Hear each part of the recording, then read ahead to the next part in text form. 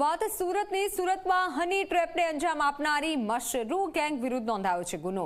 લસકાણા ખાતે પોલીસ સ્ટેશનમાં હની ટ્રેપનો ત્રીજો ગુનો નોંધાયો છે। ફરિયાદીને ફસાવીને તેની પાસેથી 3,43,000 રૂપિયા પડાવ્યા। રત્ન કલાકારોને નિશાન બનાવી લાખો રૂપિયા આરોપીઓ પડાવતા હતા। પોલીસ તરીકે ઓળખ આપી લોકોને ધમકાવતા હતા।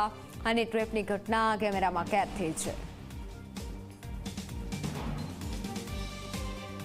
એક રત્ન કલાકાર 51 વર્ષના એજના હતા। તેઓ કામરેજ બાજુ બાઇક લઈને જતા હતા। તે દરમિયાનમાં રસ્તામાં ધર્મિષ્ઠા વલ્લુ ઉર્ફે રૂપા રાખોલિયા એને કીધું કે મારે દવાખાનાનું કામરેજ કામ છે કંઈ લિફ્ટ માગી અને પાછળ બેસી ગયા। આગળ જતાં એને કીધું કે મારે બાથરૂમ જોવા જવું છે એમ કરી અને થોડા દૂરના સ્થળે જઈ અને એને એના સાગરિકોને વાત કરી દીધી ને ત્યારબાદ આવીને આ જે વ્યક્તિ છે આગળ એને એવું કીધું કે ભાઈ તમારે મારી સાથે ફરવા આવવું છે, એકાંતમાં મળવું છે। એટલે આ વ્યક્તિ હા પાડતા એને ગલતેશ્વર લઈ ગઈ અને ત્યાં જેવા લોકો એકાંત મળતા જ એકાંત પડો જેવા મળ્યા એ દરમિયાનમાં તે અમિત મશરૂ, સુમિત મશરૂ, અલ્પેશ પટેલ અને એક અજાણ્યો માણસ આ બધા ત્યાં પ્રગટ થયા અને આ વ્યક્તિને માર્યો અને એને અને ધર્મિષ્ઠા અને આ વ્યક્તિ બંનેને હથકડી પહેરાવી દીધી અને એને ગાડીમાં નાખ્યા અને એમને કીધું કે તમને રેપ અને ડ્રગ્સના કેસમાં ફિટ કરવાનો છે એટલે નહીંતર તમારે 10 લાખ રૂપિયા આપવા પડશે જો બચવું હોય તો। આ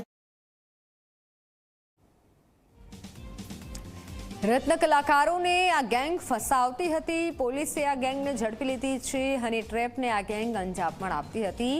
પોલીસની ઓળખ આપતી હતી આ ગેંગ, પરંતુ પોલીસે આ ગેંગની ધરપકડ કરી વધુ તપાસ હાથ ધરી છે।